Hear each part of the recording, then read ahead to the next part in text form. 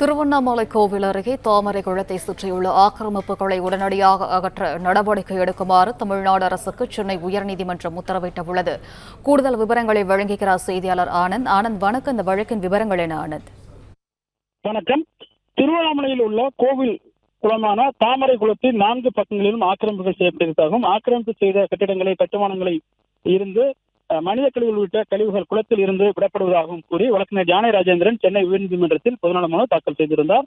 இந்த வழக்கு உயர்நீதிமன்ற தலைமை நீதிபதி ஸ்ரீராம் மற்றும் நீதிபதி சுந்தர் மோகன் ஆகியோருடைய அமர்வில் விசாரணைக்கு வந்தது. அப்பொழுது ஆக்கிரமிப்புகளை அரசு கண்டறிந்து 46 வாரங்கள் கடந்தும் அவற்றை அகற்ற நடவடிக்கை எடுக்கவில்லை என மனுதாரர் தரப்பில் தெரிவிக்கப்பட்டது. இந்த ஆக்கிரமிப்புகளை உடனடியாக அகற்ற வேண்டும் எனவும் கேட்டுக் கொண்டிருப்பட்டது.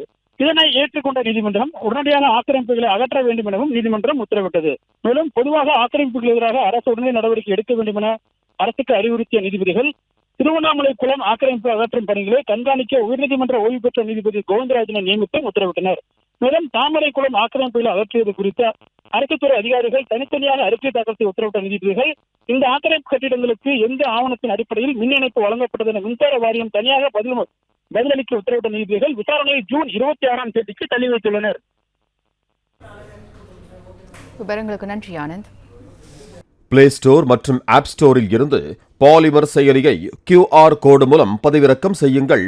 செய்திகளை உடனுக்குடன் பெறுங்கள்.